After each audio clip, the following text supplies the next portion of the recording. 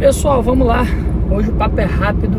Eu vou falar aqui basicamente duas coisas sobre medicações para pressão alta em que você tem que tomar cuidado para não misturar esses remédios aí no teu dia a dia. São coisas que eu vejo muito acontecer, essa mistura desses remédios. A segunda mistura de remédios que eu vou falar, eu vou citar duas principais. A segunda é a mais perigosa e eu já peguei algumas vezes no consultório e graças a Deus a gente conseguiu retirar e deu tudo certo, não aconteceu nada com o paciente, tá bom? Antes de eu te contar essas informações importantes, eu vou te lembrar de se inscrever aqui no canal se você está vendo esse vídeo agora. Clica aqui embaixo no sininho para que o YouTube ele te avise quando sair vídeo novo, discussões novas, bate-papos novos como esse daqui que eu tenho feito. E me diz aqui nos comentários temas que você quer ouvir, dúvidas que você tem, e compartilha esse vídeo com mais pessoas que você conhece que tem pressão alta, que tomam remédio para pressão, porque eles precisam desse alerta. Vamos lá, o que é sem corte. Pessoal, o que vocês têm que entender, né? Quando a gente está falando de medicação para pressão, nós temos aí, vou citar algumas aqui, você que é hipertenso vai saber: losartana, enalapril, captopril, amlodipino, hidroclorotiazida, enfim, são medicações que nós usamos comumente, né, no dia a dia aí para pressão, né? Normalmente a gente começa ali com losartana ou com enalapril, e aí depois a gente passa ali para uma hidroclorotiazida ou um amlodipino da vida, enfim, né? E aí conforme nós vamos tratando essa pressão, se a gente pegar numa forma mais precoce, a gente consegue até tirar remédio. Se não, se é uma paciente que já tem muito tempo de pressão alta, 5, 10, 15, 20 anos, já não tem como mais reverter, e aí se ela não manter um estilo de vida saudável, ela pode precisar enfim, empilhar remédio, né? Se não fizer atividade física, se não controlar a alimentação, se não levar um estilo de vida mais saudável, essa pressão alta ela pode progredir, né? E aí ficar dependente de medicação e vir empilhando uma medicação por cima da outra, porque você tem que ajudar teu corpo a se manter com o nível de pressão baixo, senão você pode ter infarto, AVC, enfim, vários problemas, né? Principalmente cardiológicos. E aí, quando isso acontece, que esses pacientes precisam de mais de uma medicação, que vem o problema. Muitos desses pacientes acabam recebendo prescrições de medicações associadas, ou seja, você já toma uma medicação e aí o médico vai lá e coloca uma outra medicação, porque você não está atingindo meta pressórica, enfim, né? E necessita, para que você diminua o seu risco cardiovascular ao longo do tempo, manter uma pressãozinha mais controlada. Só que aí acaba colocando uma medicação de forma errada, uma medicação que não pode associar, enfim, e isso incorre em riscos para a tua saúde.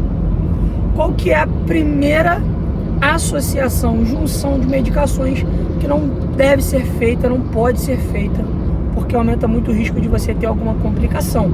É, por exemplo, usar enalapril com losartana, né? A gente não pode utilizar um inibidor da enzima conversora de angiotensina com um bloqueador do receptor de angiotensina, né? Que é basicamente aí os mais conhecidos. Tudo que termina em pril é um inibidor da enzima conversora de angiotensina, de angiotensina gênero em angiotensina, o BRA, que é o BRA, que é o losartana, valsartana ou meusartana, é o bloqueador no receptor de angiotensina. Você não pode usar junto. Por quê? Porque eles atuam basicamente na mesma via, né? Eles atuam no mesmo eixo neurohormonal, vamos dizer assim, né? Do sistema renina-angiotensina-aldosterona, que promove a retenção de água e sódio. Então eles inibem esse sistema. E se você faz essas duas medicações juntas, e é o que eu mais vejo na prática clínica, é o que eu mais vejo no consultório, são os pacientes utilizando pril com ANA, né? Enalapril com losartana, enalapril com valsartana, enalapril com meusartana, ramipril, enfim, captopril, né? Junto com essa outra classe. Então, você vai empilhar medicações que têm o mesmo a mesma ação e efeito, basicamente, né? O mesmo efeito, vamos dizer ação não, porque eles atuam em partes diferentes do sistema renina-angiotensina, mas o efeito é basicamente bloquear o mesmo sistema. Então você aumenta muito o risco de efeitos colaterais, tá bom? Tu não pode fazer. Segundo tipo, e esse é o mais perigoso, que eu vejo as pessoas usando, é uma junção de beta-bloqueadores, né? Os LOL da vida, que termina em LOL, né? Então carvedilol, atenolol, propanolol, pindolol, enfim, né? São medicações que atuam na mesmíssima vida, eles são beta-bloqueadores, alguns seletivos, outros não seletivos, né? Que são, por exemplo, para insuficiência cardíaca, que diminui a mortalidade. Pessoal, beta-bloqueador não é remédio para começar um tratamento de pressão alta. Eu vejo muitas pessoas que começam um tratamento de pressão alta com atenolol, isso está errado, tá bom? A não ser que esse paciente ele tenha uma indicação clara de usar um remédio para controle da pressão alta e usar um remédio para controle de insuficiência cardíaca, de fibrilação atrial, o paciente tem alguma arritmia, aí beleza, tá bom? Mas não se inicia tratamento com um beta-bloqueador só para pressão alta, não existe isso, tá bom? Então, por exemplo, se você está fazendo atenolol com propanolol, atenolol com carvedilol, atenolol com bisoprolol, enfim, qualquer LOLs dessa vida, dessa classe, que você esteja fazendo junto, você tem um risco de fazer uma arritmia grave, você tem um risco de fazer um bloqueio do teu coração, da condução do seu coração, e você fazer uma parada cardíaca. Você tem que tomar muito cuidado. Vê isso. Questiona o teu médico se está certo, se é isso mesmo, porque às vezes ele só se enganou, ele ia tirar um e colocar o outro e às vezes esqueceu, né? Não é porque ele fez isso de forma errada, não sabendo, mas é a tua saúde, você tem que questionar.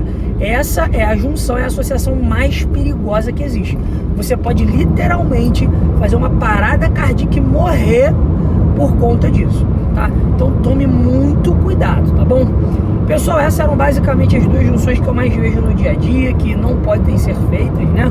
Se você gostou desse vídeo, por favor, clique aqui no curtir e compartilhe esse vídeo com mais pessoas. Comenta aqui embaixo nos comentários as dúvidas que você ficou desse vídeo, temas novos, dúvidas que você tem, para eu poder falar aqui nesse tipo de bate-papo com você, tá bom? Porque assim, se você curtir, comentar e compartilhar, o YouTube entende que esse vídeo é relevante e ele entrega para mais pessoas que precisam dessa informação na vida delas, tá bom? Espero que vocês tenham gostado, um abraço, fiquem com Deus e até o próximo vídeo.